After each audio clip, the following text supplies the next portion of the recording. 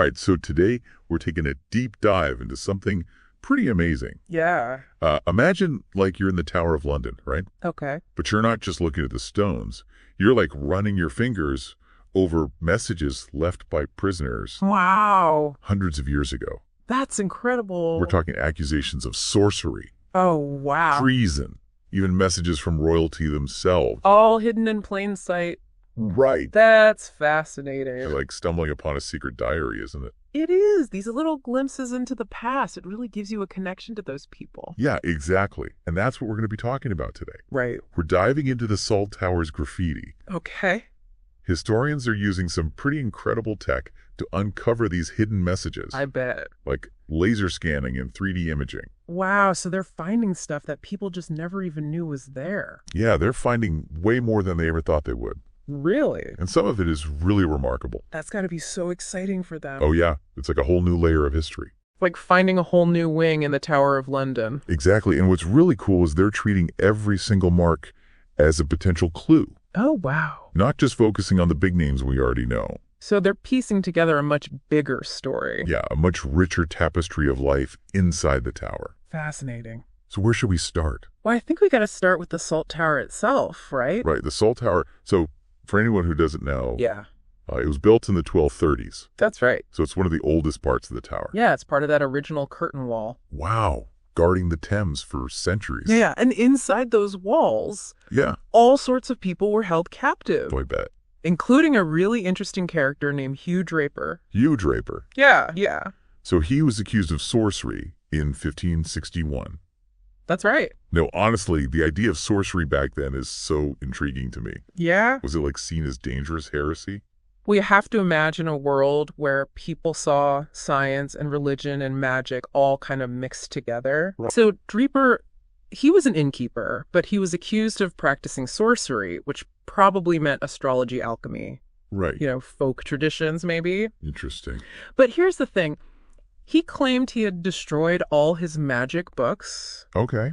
but then he carved this whole astrological sphere on his cell wall. Wow. An astrological sphere. Yeah, with all the zodiac signs. That sounds more like a scholar than a dangerous sorcerer. Right, it makes you wonder about those accusations. Yeah, what were they really about? Exactly, it challenges our modern ideas about sorcery It does. and reminds us that what one time period might see as dangerous, another might see as knowledge or even faith. That's a great point. And speaking of challenging assumptions, Yeah. the researchers found something totally unexpected. What's that? An inscription that looks like it was written by a woman. A woman. Yeah, now there aren't any records of women being imprisoned in the Salt Tower. Oh, wow, so this is a big The mystery. big mystery. That's amazing. Yeah, it raises so many A questions. lot of kind of questions. Well, like, was she visiting a prisoner? Could be. Or was she somehow caught up in some political drama? Right. We might never know for sure. Yeah. But her words give us this really rare glimpse into the lives of women in the tower. That's incredible, like finding a little window into a lost world. Exactly. Her story, whatever it was, is now part of the tower story. Woven into the very fabric of the building. I love that. And she's just one voice among many. Oh, yeah. Researchers have found over 354 inscriptions in the Salt Tower alone. Wow, that's a lot. Using all this high-tech stuff, they're deciphering even the faintest marks. It's like they're peeling back layers of time. Yeah, layers upon layers of messages. Incredible. So what kind of messages are they finding? All sorts of things. Like what? Names, dates, prayers, pleas for mercy.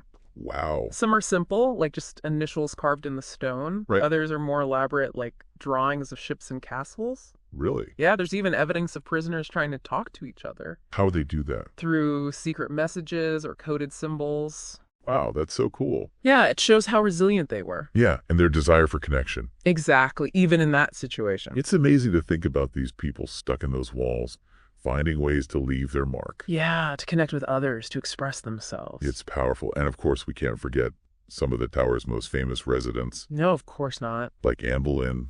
Accused of treason, beheaded. Right. Guy Fawkes, the gunpowder plot, And the two young princes Edward and Richard, who disappeared. under mysterious circumstances. It's a reminder that these figures from history were real people Yeah. with real emotions. Fear, hope, despair.